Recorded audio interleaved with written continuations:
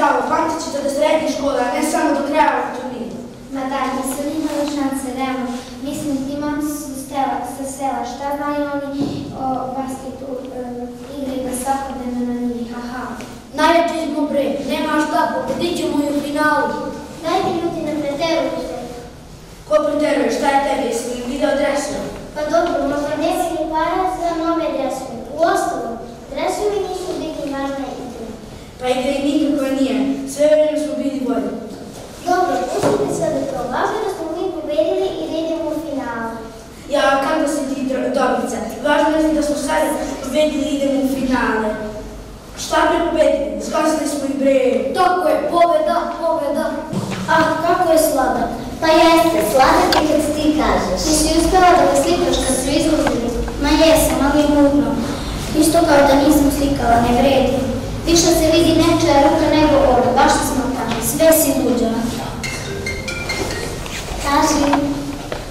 Nisam. Ma, izašla sam napolje nešto. Nije važno. Pričat ću ti.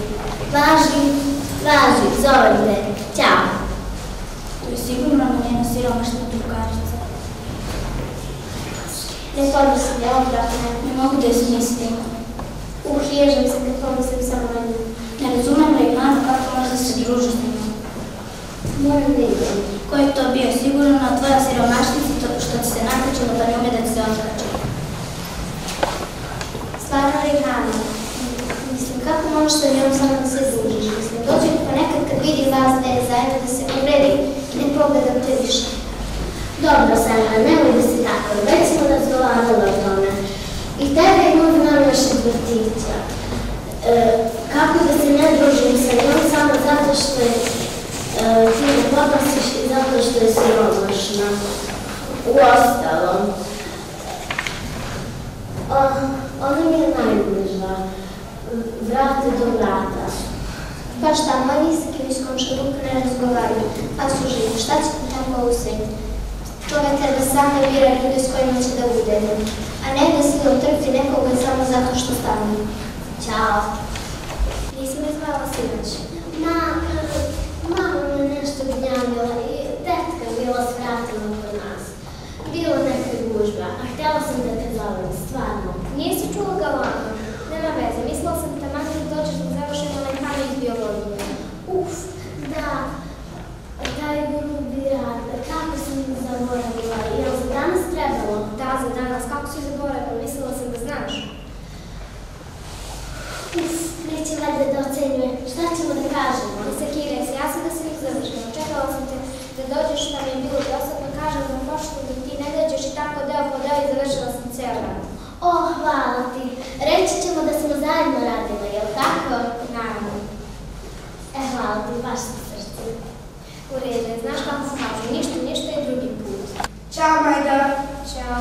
Ćao, Amele, danas se izgledaš lepo. Hvala. Vidimo li se na žurci sutra? Da, Majda, ideš li ti? Ne verujem, imam jako puno da učim. Ajde.